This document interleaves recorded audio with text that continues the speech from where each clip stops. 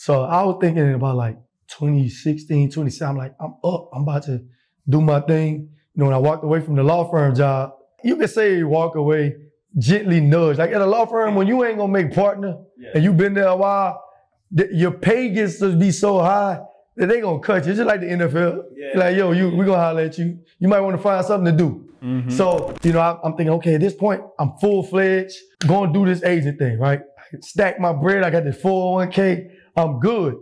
And it ain't go like I thought it was gonna go, you know? And I had to humble myself, bro. When I tell you humble myself, I'm gonna tell you since you my dog, you know, I think too many times people wanna share the highlights of their story.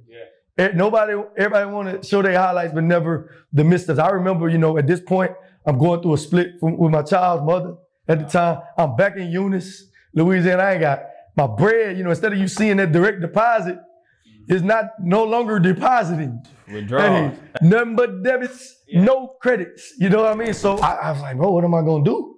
And, you know, the big firm thing, it kind of run its course. Ain't many people trying to hire no 6-year associate because they're not trying to pay you that. So man, I ended up taking a job with the city attorney's office in Dallas.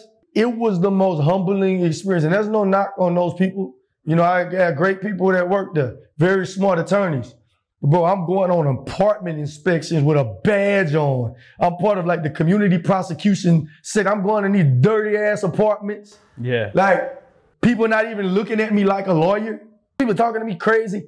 The level of work they giving me is like remedial compared to where I've come from. I've come from Wild God, Charlotte, Manges in the Crescent Court, a top 10 firm in the world, your own office overlooking the city, to sharing an office about the size of this table and there's 2 other people across from you. Yo, it was making no bread. Like, I'm not gonna say how much because I don't want to insult the city. One day I'm looking at stuff on my computer. I'm looking at football stuff. I'm not gonna lie to you. It was some training. And dude comes up to me. I ain't gonna say his name. If I ever see him, bro, I still don't like, bro. He want to be cool on LinkedIn now. But he come, I'm gonna kick you out. What are you, like pointing at me, like talking to me like, and he ain't number like 5'2". I'm like, look, dude, come on, bro, don't do this. But I'm just sitting there like, yo, I hate it here. This ain't my purpose. But I gotta do it. I got a kid. And it was so humbling. Like sitting in that cubby hole, but I can still smell it. And then it's like I'm working in the office, there's cops there. So you got cops talking to you crazy.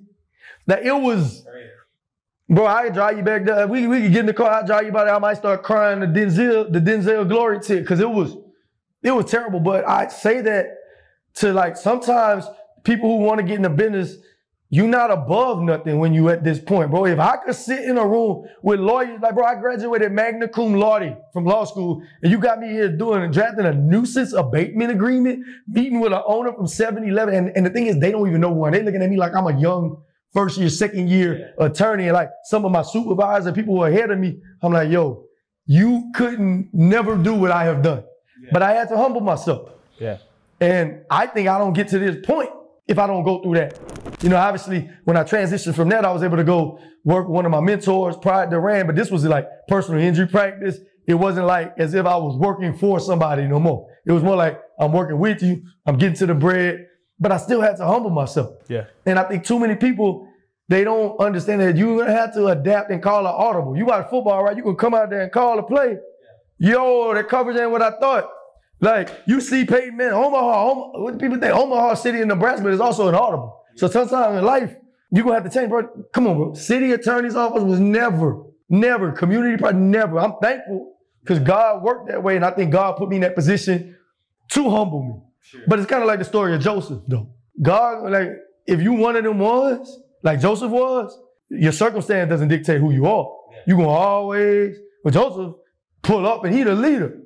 He's that guy. So it's gonna always come. You might have to work that job 5 years. You might have to wake up. You watch Creed?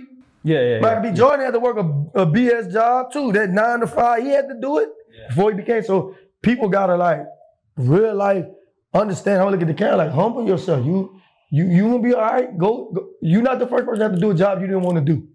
Like, it's all right, Not bro. gonna be the last. You're not gonna be the last.